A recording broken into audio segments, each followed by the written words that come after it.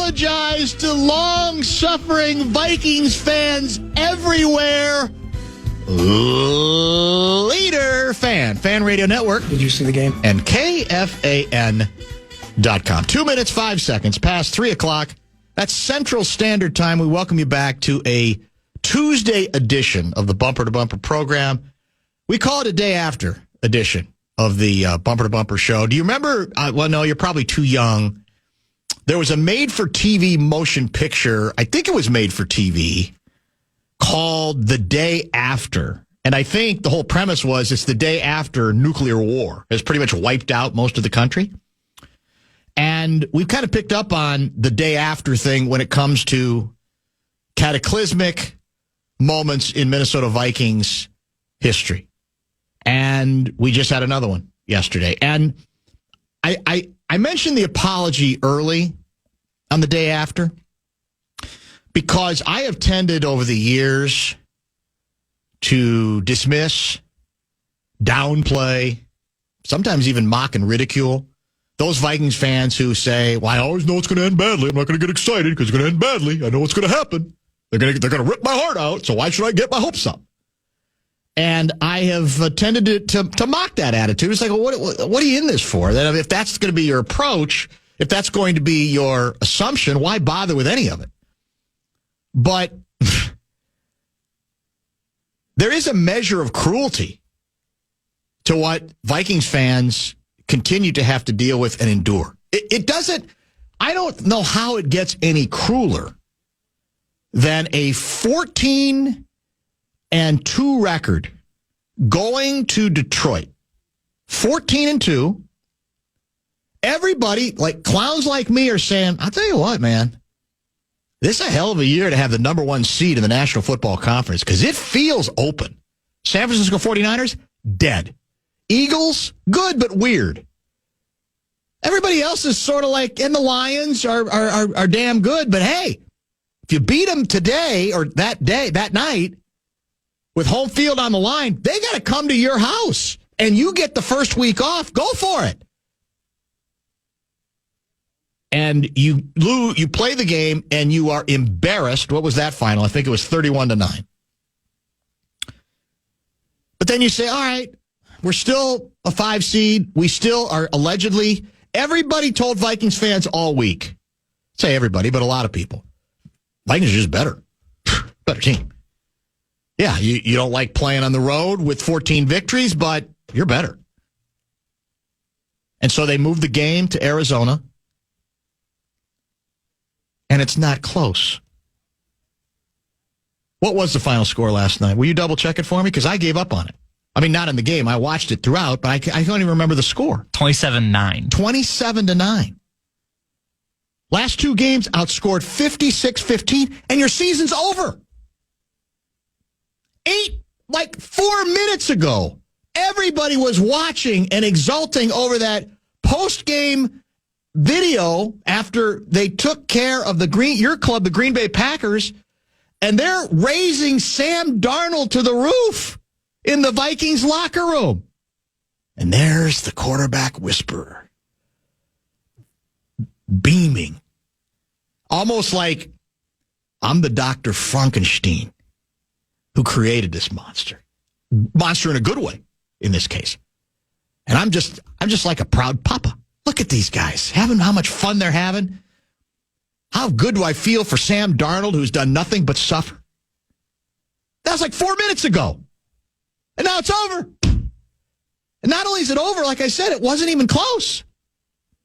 So but from the bottom of my heart, I apologize. I will never mock Vikings fans again for expecting the worst, for assuming that it's going to go pear-shaped and it's going to be ugly. Because I can't possibly understand what they feel. I can observe it, though, and I'm saying this is one of those, I believe, now, obviously the Vikings have had better teams in the postseason. And to that extent, you could say there have been more devastating losses. But I think for sheer cruelty, this is as cruel as any of them and crueler than most. You start the season, they might win 6.5 games. You know, according to the odds makers. That's the over-under, what? 6.5? And they get hot. And they start winning. And they keep winning. What was the winning streak? I think 9? And you go, well, why not us? Why not now? Or at least this looks pretty good. Who knew that? Where did this come from? But it came together. And what did a lot of the people in my business say? Just enjoy it.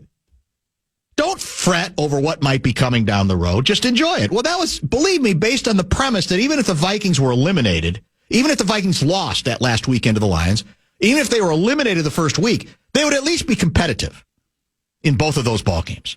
They wouldn't be routed in either or both of them.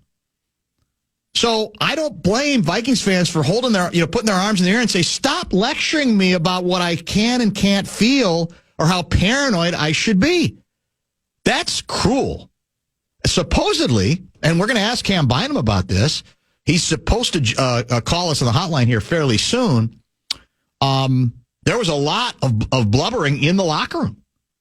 I mean, there were a lot of tears. This is a team, I do think, that felt like it had something special going. It had some football Ubuntu to it. And unfortunately, we saw the result. In the end, it was not even close. In the end, it's over. And a lot of these players are probably not going to be back. We got a lot of free agents on this club. Cam Bynum might be one of them. So we're going to get into all that with him. Johnny Athletic is scheduled to join at about, I'm hoping for 4:15 if that's workable for him. I forgot to text him on the time, but he had originally agreed to the 4 o'clock hour. So I'm hoping Johnny at 4:15. Kevin Seifert in studio, he is scheduled for 5:30 tonight as well. Cam Bynum has been kind enough to join us every week, win or lose this season. And I'm not at all surprised that he's here to talk to us again today after I know what has to be a very devastating setback last night. He joined us via the Connecticut Water Systems hotline. Thanks again for the time. Like I said, you're not a guy who ducks, which in this business, those of us who are in this business appreciate very much because it can't be fun. A day like this, it's probably the last thing you want to review, but it gives us at least one last chance to take a look at this whole picture and even a little bit more about your future as well. So tell me, just as you've had a day or less than a day maybe to process the damn thing, how hard is it because of the finality of it, man? 1 minute you guys are throwing your quarterback in the air after the Packers game, and now it's over for 2024-25. Yeah, it's tough. I'm not going to lie. This is one of those things in life that you'll always remember just as far as the adversity part and just knowing that, beyond the football stuff, that it's the last time you'll be with this specific group of brothers that you've created over the course of the whole year, just the hard work and everything, and you're doing everything together, so you just become family through those moments of, just grinding through over the year, like I said. But in the football part, just knowing what we had on the field and knowing the ups and downs of the season and having such a good season, and that coming to an end in a way that we knew we're better than, but also we can't say that because we didn't go out and perform the way to deserve to make it through the playoffs. So it's kind of a little bit of both sides. Like you're sad that it's over, but more than anything, grateful over just, the fun and just everything that we had through the whole season and how much we're able to, let the fans enjoy us playing, but also the way that we enjoyed playing football together, winning games, the few games that we lost, bouncing back from those losses, and even now to this loss, just letting that, fuel us for the future. But just grateful that this whole year happened more than anything. You guys are adults, okay? But sometimes adults can get emotional too. And I was told that in the locker room after the game, there was a lot of crying that was going on, that it was very emotional. What can you tell me about what that scene was like last night? Yeah, it was a lot of tears, a lot of crying. Even today, even I probably get emotional on this call right now, but just talking about it, thinking about it, it's tough just because we know what we had, we know the players that we have, and just the family that we had on that field it was different. And I think it coming to an end when we didn't expect it, just because we prepared like crazy to win that game. We expected to win that game just by the work that we put in. And for it to come to an end, before you really stop and smell the flowers, as I would say. Like, we didn't, you expect to go through the playoffs, you expect to win this game. So you're going through practice like it's just a normal week, like you have the next week, and you're grinding every single day, working as hard as you possibly can. But once it's over and you realize, dang, this is my last time being out here with my guys. And that's where the tears came, and knowing that a lot of people's futures aren't secure as far as contracts and everything, being a Viking in the future. And it's like, wow, this might be my last time suiting up with you guys. That's where all the tears came from, just through the whole locker room, just because we have so many free agents, have so many guys that, will end up on a different team in the future. So it's a tough thing, and there's a lot of tears, but also gratefulness and gratitude for the fact that it happened. So let's talk about your situation. Do you think you're going to be back with this team next year? I'm afraid I am, for sure. I think I know they would like to have me back, but at the end of the day, it's out of my control, and that's something I haven't been focused on at all this season. I specifically told my agent, don't come to me talking about anything, any conversations that you guys have. If there are conversations, don't talk to me about it at all. I want to stay focused and just enjoy my time with my teammates and everything. So we've done a real good job of not focusing on the future during season, just being present. But now that time is here, obviously it's something I have to think about and pray about, just moving forward. And I'm not sure what's going to happen, but for sure would love to be a Viking moving forward. And but like, as far as everything, I'm sure nobody really knows even yet. We're first day out of the game from yesterday, so there really is no telling right now. There's a full off season and period free agency right now, so really just gonna continue to work hard and trust that God's gonna put me exactly where I need to be. But like I said, there's nothing better than my time here as a Viking, and I love it. And I just think, we'll try and do as much as possibly can to make it happen again. But like I said, there's a lot of things that go into that, and a lot of numbers to play as far as other people and everything to piece together. So it's a lot of process, long process. So I don't think anybody would know anytime soon, including the people that are making decisions too. Well, it's a smart approach, like you said, about saying, I don't want to hear stuff, because that's where it can get in your head. Leave it to your agent and whatever those conversations are. I think probably some players make that mistake, and I don't think that's ever productive, because you might not always hear the thing you want to hear. You want to just concentrate, which to me makes sense. Did you say you do have some indication you think they do want you back? I mean, I would say so, yes, just because of the work and the sorry, 1 second. No problem. I would just say, for sure, just knowing the work that we put in and what we've built here. But we know that wants aren't always what's going to happen in reality. So obviously we would love that. We'd love that to be the situation, but who knows when it comes down to all the other type of things that have to come into play when it's time to, bring a player back. So it's always, like I said, yes, sir, you too. Love you, bro. Sorry. A lot of goodbyes going on right now. Are you in the locker room right now? Yeah, a lot of goodbyes. And I'm like, I can't pass it. No, that's fine. Let me not stand by the door. That's all right. Yeah, that's not a problem.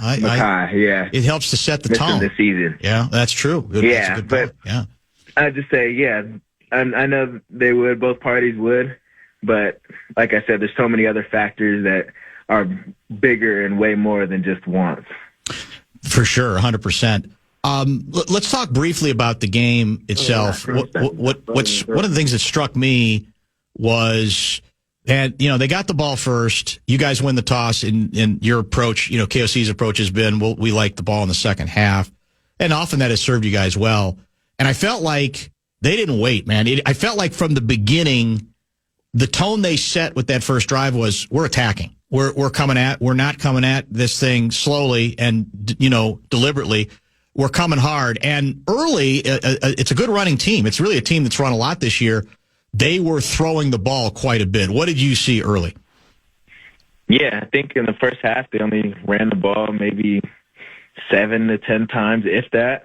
And I think that's something that they knew, especially with the game plan that we had, seeing the front that we were playing with, especially in that first half. It wasn't a front and a scheme that was inviting the run. And that was the biggest goal, stop the run and force them to do everything else.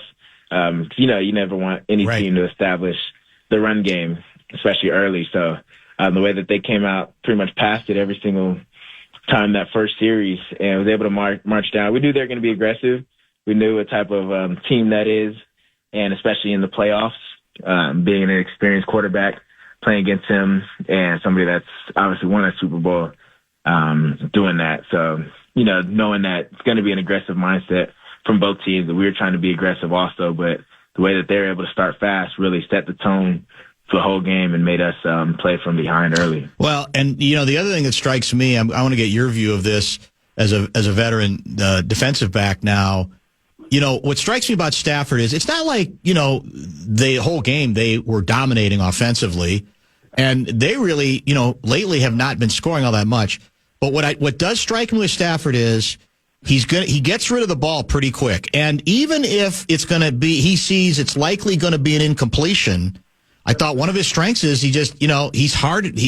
He's not a real mobile guy, but because he makes decisions quickly, gets rid of the ball pretty quickly, even on deep drops. He doesn't keep it forever. That's part of the reason it becomes hard to sack him. What do you think? No, same. Yes, sir. Good luck to you. Appreciate you. Yeah, I think he's just a really mobile, not mobile, but as far as like his veteran presence, knowing how to get rid of the ball, like you saw yesterday on the play against when Cash Cooper scored the play. Yeah. There's something simple like that, whether you agree with the call or not. That's a smart move to get the ball out the last second to avoid that. So I just think that going against a quarterback that experienced, just to avoid sacks. And I know last time we played them, we weren't able to sack him at all. And the stats of when you don't sack a quarterback is not, really good to the game as far as winning and losing. So I just think going against him yesterday, we were really able to see, okay, he's not even doing anything like, mind-blowing or making any crazy throws, but he's making the throw that works out to get them the yards that they need to get the first downs and just the simple stuff. And that's how you win games. And that's what made it tough going against them, because he was, like I said, not throwing crazy dimes down the field, but he was able to, throw those important catches that put him in third and short, convert the third downs, and so on. And that weighed on us over the course of a game. You mentioned the call that got reversed. It's obviously agonizing for Vikings fans to think of how that might have changed things, because I think it was a one-score game at that point. What did you see on that? And how, in the end, do you think as frustrating as it'll be to your team, that it was technically the right call, or how did you see all of that? It was just, I could never blame the call or anything, because they reviewed it and they agreed with it, but just the way that could have shifted the momentum. It could have been a tie game at that point, because it was 3-10, and going back and scored, it could have been a tie game. So that obviously could have changed it a lot, but you got to live with every single play.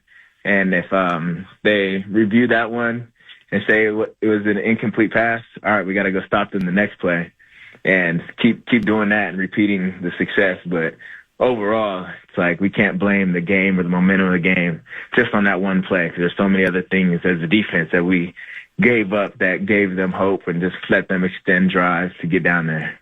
What was the atmosphere like there? Obviously, the game gets moved. It felt like from my seat, it was pretty close to 50-50. But, what was the atmosphere like in the building? What struck you about it? Yeah, so I was actually surprised that it looked full. Yeah. I knew it's a playoff game and everything, but with people having a road trip and everything from California, and obviously Minnesota fans, whether they're flying in or whatever, they had to travel also. But the way that it was full was like actually a surprise.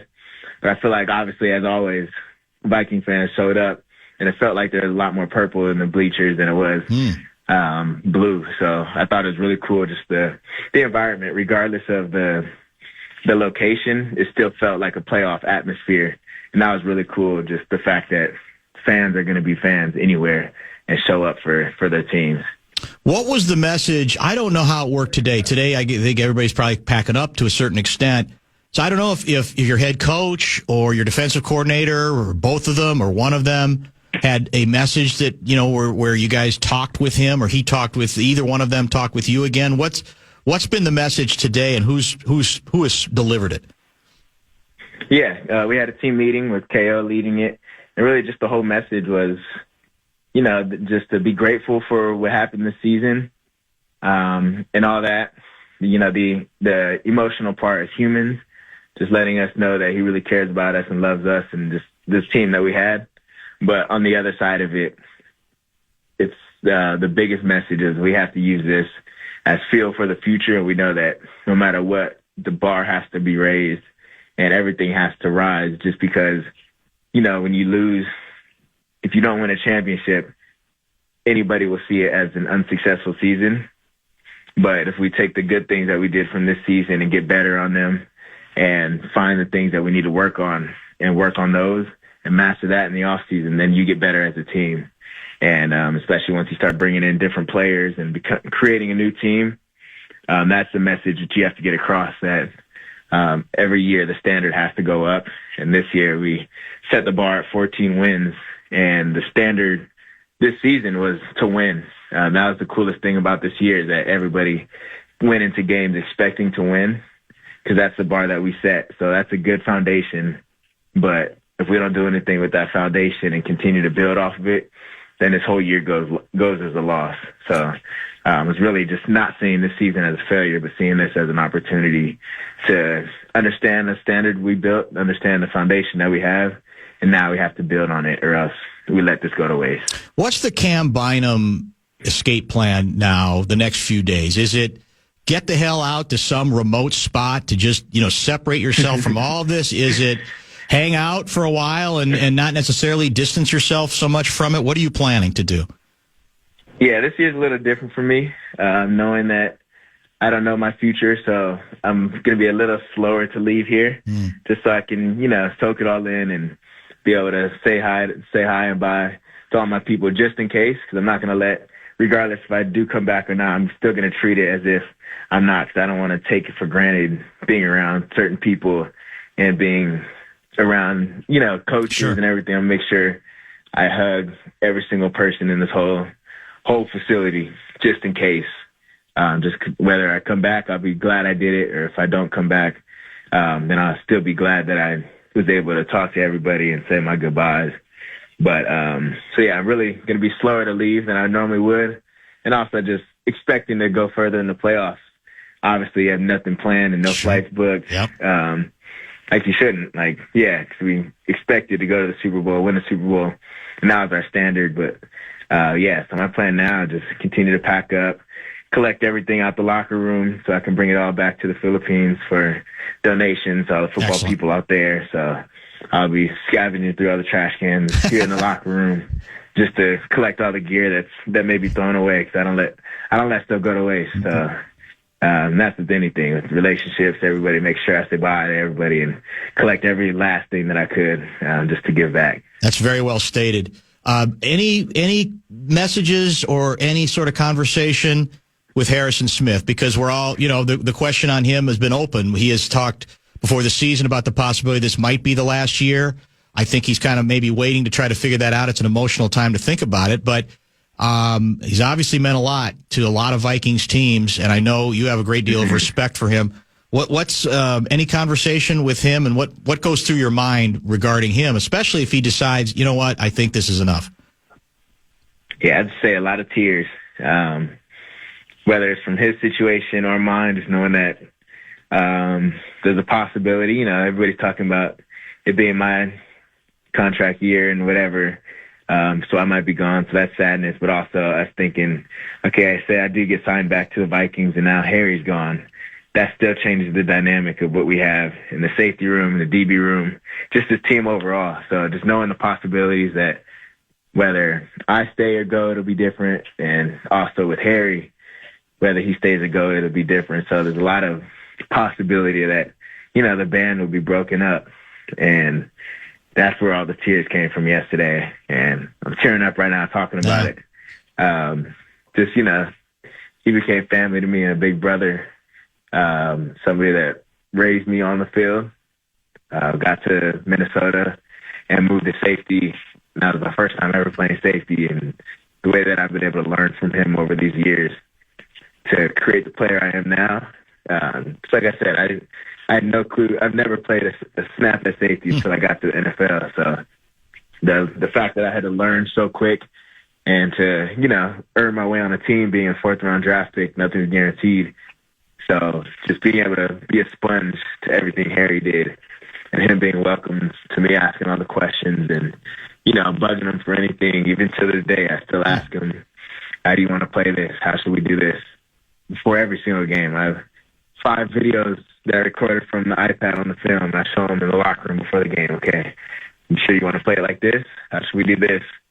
And I've bugged him over the years, and he's been welcome to teach me everything that he knows. So I'm forever grateful for him. And yeah, I'll keep it there before I start crying more. That's okay, man. I like the emotion. It's real. It's always real from you. I can't tell you how much we've enjoyed chatting with you this year. You've been absolutely a pleasure.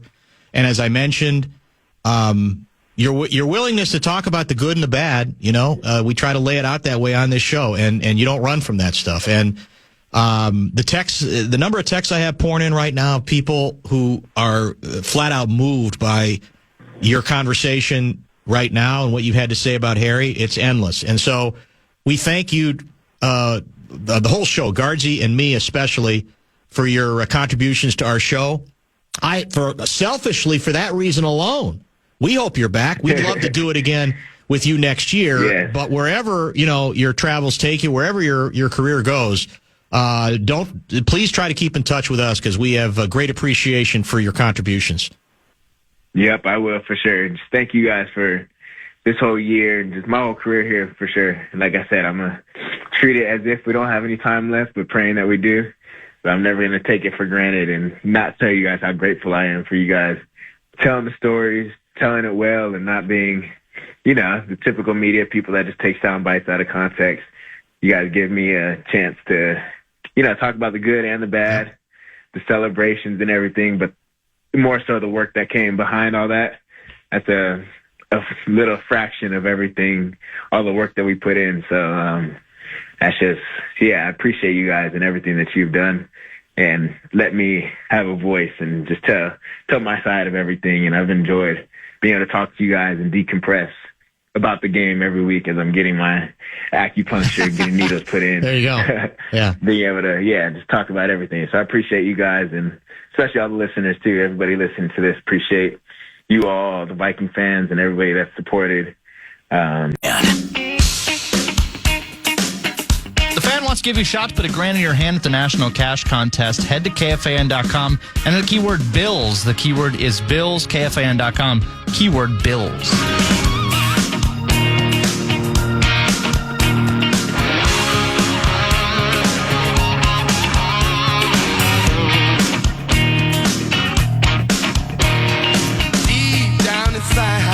Trust me, I've tried to keep my feelings under.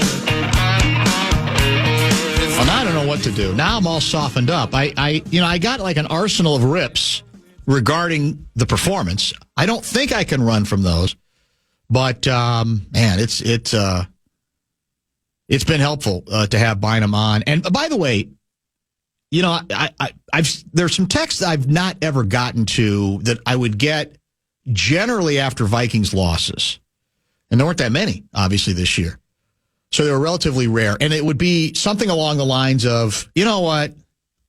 Tell Cam Bynum and all the other members of the defense, worry about playing defense more and celebrations less.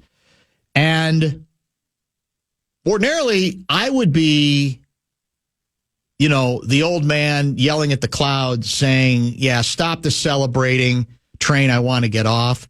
But maybe because we've gotten to know Bynum a little bit, my view on that is one thing has zero to do with the other. Now, you may think in general there's too many celebrations, and we can have that discussion.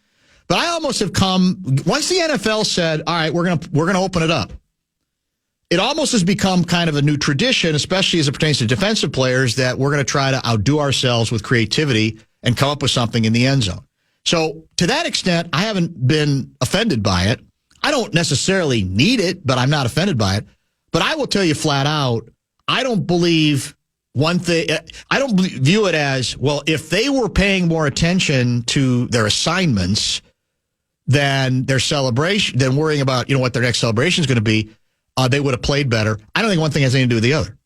And I think Bynum's a good example. Bynum's an adult. He's not a guy who has difficulty. You heard what he had to say with Harrison Smith. He basically drove him crazy about ideas and asking him questions. So if there are breakdowns for him, other people in the secondary or linebackers or linemen not getting to the quarterback, whatever it is, I don't think that has anything to do with the fact that the defense, certainly defensive backs, goes into the end zone and celebrates. It's an easy cheap shot. I'm capable of those kinds of cheap shots, but I don't believe one thing has zero to do with the other. Work ethic for this team is not the problem, right? I mean, execution, you could say to a certain extent, certainly was the problem the last couple of weeks, but I don't believe it. One thing has anything to do with the other. Speaking of Hitman, Lieber had a terrific, I know PA has played it back. Maybe it was played back since, I don't know. After the game, our Ben Lieber had a great locker room interview with Smith, and it was extremely emotional. They both had difficulty getting through it. I'm assuming, well, I don't know. We'll try to find that if that's available at KFAN.com somewhere. It should be in some of our Vikings material because it was very well done. And that's the open question on Smith. What is his future going to be? Clayton from Rochester. Is Johnny athletic in studio today? He needs to be compass for fans of the purple, from the average rube to a purple people sweeter like Kessie. Where does it go from here? That's Clayton. No, I don't think Johnny's coming in. Seifert is. And we moved him up. I think he's going to be, you might be off the hook for top 5, by the way. That's up in the air. Oh, neat. But I think Seifert's shooting for 5 rather than 5, the original plan 5:30. We have a full show tonight because I think Vikings Rewind is when we wrap up at 6:30. So our gravy train days are getting off early for Vikings programming. That's obviously over. I can't believe it's all over this quick. Seasonal Boost is dead. And Summer hours right around the corner, though. Well, that's the beauty of it. There's no question about that. And the Abyss, I mean, I guess we move on to the NBA. I don't think Hot Stove Twin stuff's going to keep us hopping for the next several months. Maybe the ownership situation will. I don't exactly know. I do want to start with the offense. There's a lot to cover from this game. We've got a lot of really good Vikings talking points that Mr. Blakemore and Abbott have put together. But I have to start with the offense. And in 2 games against the Rams, I believe we scored 3 touchdowns. For all of the discussion about the quarterback whisperer and all the skill we have and all the options we have and all the wonderful things we've done, we really haven't been as explosive as we want to believe. I'm talking about the Vikings. And there was nothing obviously explosive about what took place yesterday. In fact, you throw in the Lions game. What was the final in that game? Was it 31-9? We ain't exactly scoring a lot of touchdowns in those 3 games. And this is, I don't know, maybe this is going to be a minority opinion. Or maybe I'm starting to feel sorry for him a little bit because he's been under siege for the last, basically since the Lions game. But I'm not putting Sam Darnold at the top of my list of offensive issues in this particular game.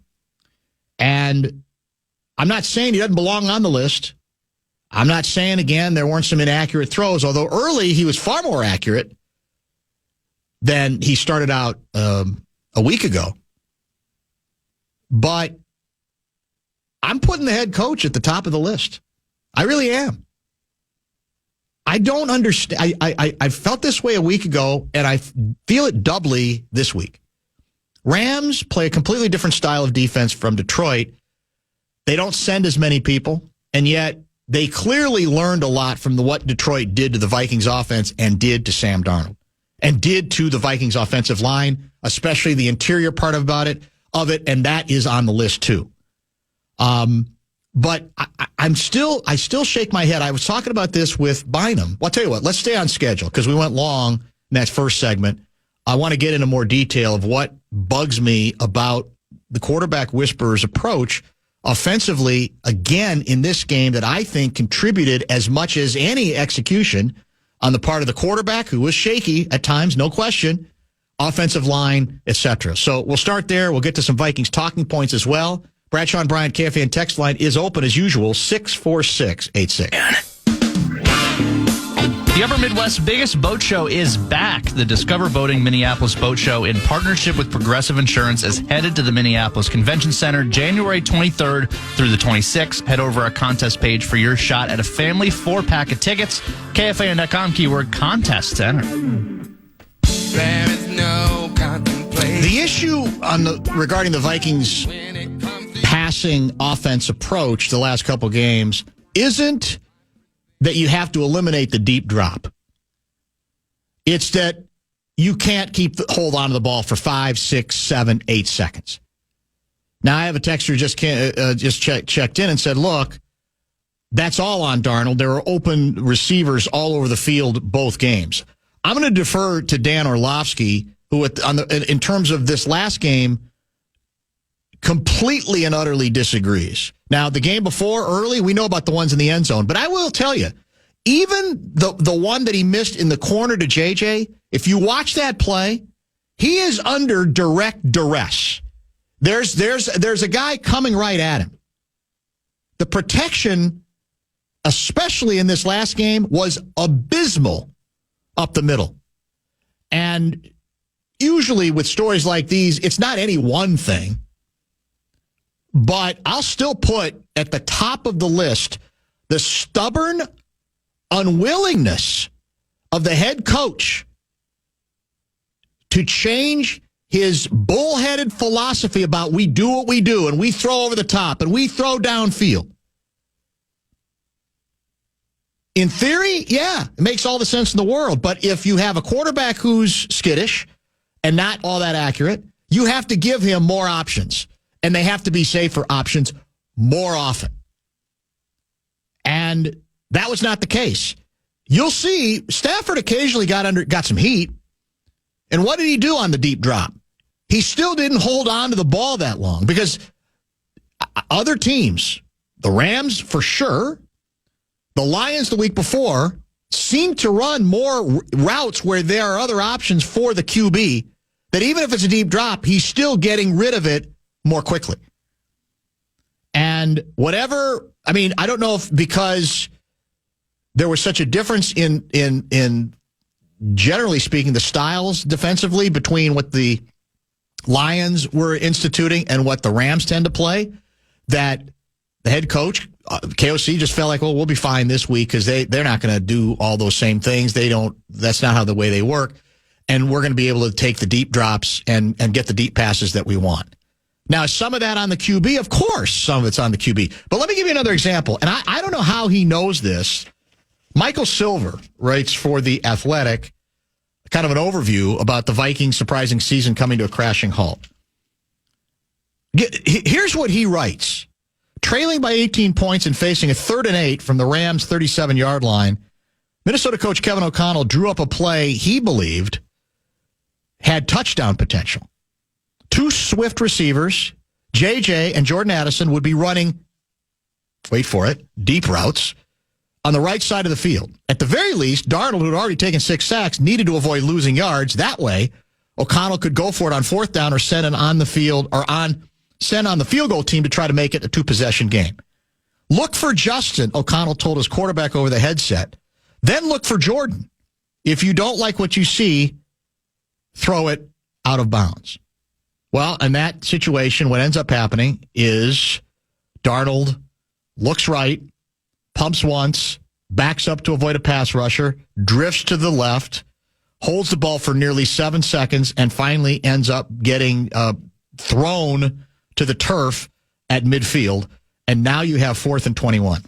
If Michael Silver's intel is accurate, and for the sake of this discussion, I'll say it was. What's wrong with this picture? Well, what's wrong with this picture is both of the options mentioned are long down the field. And what did we talk about just last week? You know what you're allowed to do on 3rd and 8? Especially if you intend to go for it? You're allowed to get 4 yards or 5 yards or 6 yards to make it an even, if you're going to go for it on 4th down, a manageable 4th down. You know who does that all the time? The Lions. So to me, this is further proof, if this intel is accurate, of part of what ails this entire offense, the entire philosophy of this particular offense. So, yeah, Darnold lost a lot of money the last 2 weeks. We all know it. He probably lost the opportunity to stay here. I'm not here to defend him, but I am here to say he's one of several culprits that also include definitely the head coach and definitely the interior part of the offensive line. And there's a part of me that's bugged by that, too, because how many years have we been talking about, well, originally the entire line, but as the tackles got better and we got more talent outside, it was, well, you can still, if you got big physical, great big fat tubs of goo in the middle of your defensive line, that's a problem for these guys. They're finessey. They're still maybe not big enough, and they can get pushed right back into the QB. So to an extent, I don't have much sympathy for it coming up again now, and the head coach acknowledging it, because that part of the story has been part of the story, and a fairly clear weakness for this team for quite some time. So. It's easy to pound on the QB, especially because it's 2 weeks in a row. He threw a bad pick. The interception was bad. We'll play the sound later from the strip sack that ended up giving the Rams 6 points plus the extra point as well.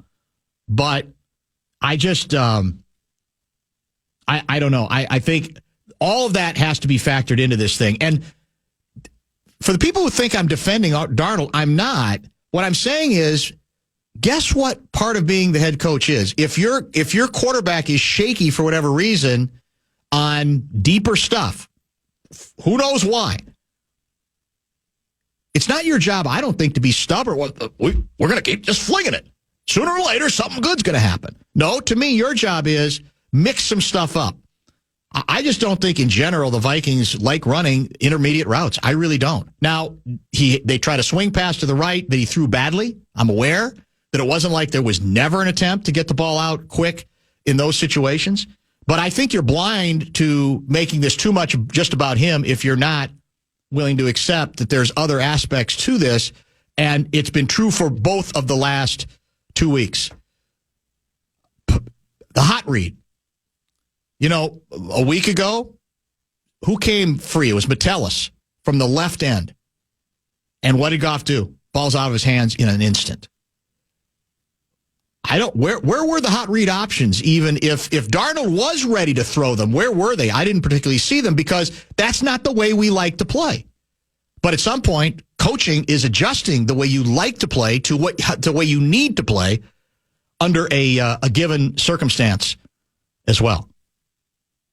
Belichick, this is from 612 guy, was on the Manningcast saying the Vikes needed to do more quick plans to beat blitz. Also, why not go no huddle in second half? They ran no plays with urgency. It's inexplicable, that part of it. I don't know that it would have mattered. They let, 39, 40 seconds go off the clock at the end of the third quarter. It was almost like, we're ahead, so we might as well just run it out. They were not, their huddles were too slow. Even though your chances are, you got a very little chance that you're probably going to come back in this ball game. But all of these things, I think, contributed to this, to the whole deal as well. That, and here's the other thing: the fatal flaw that people leave out. When people say, because somebody just texted, well, you can't expect the line to block for 7 seconds. Watch some of those plays. If you think the rush didn't come sooner than that, you're not paying attention to the all-22. Many of those plays, the pressure came a lot more than 7 seconds, which means then he's got to, he's going to get the happy feet, or he's running out this way, or running another way or trying to buy more time. The pressure they received, and again, I'll defer to Orlovsky. He lays this out on tape beautifully, just how badly the offensive line did in protecting and just how good the Rams' plan was following up on the plan from the Detroit Lions a week ago.